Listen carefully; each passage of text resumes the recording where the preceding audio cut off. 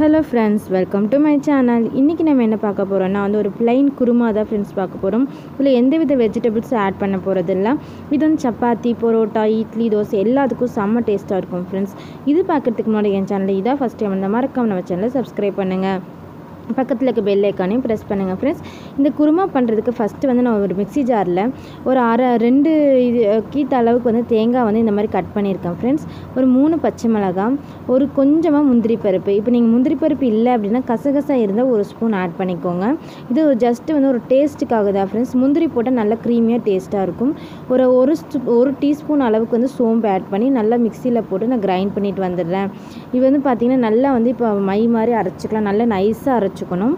எந்த அளவுக்கு முடியுமோ அந்த அளவுக்கு நைஸா அரைச்சுக்கோங்க. இப்போ ஒரு 3 தக்காளி எடுத்து நான் ஜார்ல போட்டுருக்கேன் फ्रेंड्स. இதையும் நல்லா மிக்ஸில போட்டு அரைச்சு நல்ல பேஸ்டா அரைச்சு எடுத்து வச்சுக்கோங்க. அதுக்கு அப்புறம் பாத்தீங்கன்னா நான் ஒரு கடாயில எண்ணெய் ஊத்திட்டு ஒரு கிராம்பு, ஒரு பட்டை, அதுக்கு அப்புறம் பாத்தீங்கன்னா ஒரு பிரிஞ்சி இலை போட்டு நல்லா வணக்கிக்கிறேன். நான் சின்ன வெங்காயம் ஒரு 10 சின்ன வெங்காயம், 3 பூண்டு எடுத்து வச்சிருக்கேன் फ्रेंड्स. அதையும் நல்லா வணக்கிக்கலாம். வணக்கிட்டு நல்லா கோல்டன் ப்ரௌன் ஆகுற வரைக்கும் வணக்கிக்கோங்க. வணக்கினதுக்கு அப்புறமா பாத்தீங்கன்னா நம்ம அரைச்சு வச்சிருக்க தக்காளி பேஸ்ட் இருக்கு இல்லைங்களா, அதையும் நம்ம இதில் ஆட் பண்ண போகிறோம். ஆனால் அதுக்கு முன்னாடி நம்ம வெங்காயம் நல்லா வணங்கி இருக்கணும். இப்போ நம்மளோட பேஸ்ட்டையும் நம்ம ஆட் பண்ணிட்டோம் ஃப்ரெண்ட்ஸ். இது நல்லா அந்த ரா ஸ்மெல் போகிற அளவுக்கு கொஞ்சம் நேரம் வணங்கட்டும். நான் கொஞ்சமாக இந்த ஸ்டேஜில் கருவேப்பிலை ஆட் பண்ணியிருக்கேன்.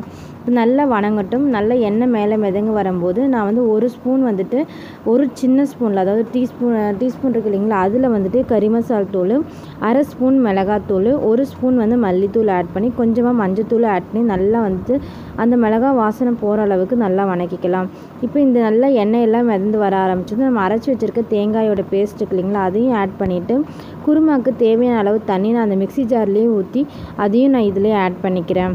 எந்த அளவுக்கு உங்களுக்கு தண்ணி ரொம்ப தண்ணியாக இருந்தாலும் நல்லா இருக்காது. ஓரளவுக்கு தண்ணியாக இருந்தால் போதும்.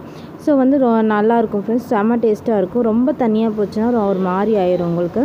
ஸோ நான் தேவையான அளவு தண்ணி ஊற்றி ஒரு மாதிரி இந்த திக் கன்சிஸ்டன்சிக்கு இதுதான் நமக்கு சப்பாத்தி இதுக்கெல்லாம் செம்ம டேஸ்ட்டாக இருக்கும்.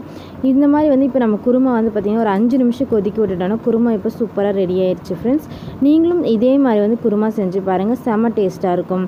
இதுக்கப்புறம் ஒரு 5 நிமிஷம் மட்டும் என்ன பண்ணுங்கன்னா அடுப்பை சிம்மில் வச்சுட்டு தட்டு போட்டு மூடி வச்சுருங்க. அப்போ நல்லா எண்ணெய் மிதந்து கரெக்டாக வந்துடும் ஃப்ரெண்ட்ஸ். மேலே நல்ல ரெட் கலரில் மிதந்து வந்துடும். நமக்கு வெஜிடபிள் இல்லாத குருமா சூப்பராக ரெடி ஆயிடுச்சு. இந்த வீடியோ பிடிச்சிருந்தா மறக்காமல் நம்ம சேனலை சப்ஸ்கிரைப் பண்ணுங்கள், லைக் பண்ணுங்கள், ஷேர் பண்ணுங்கள். பக்கத்தில் இருக்க பெல் ஐக்கானை மறக்காமல் ப்ரெஸ் பண்ணுங்கள் ஃப்ரெண்ட்ஸ். தேங்க்யூ.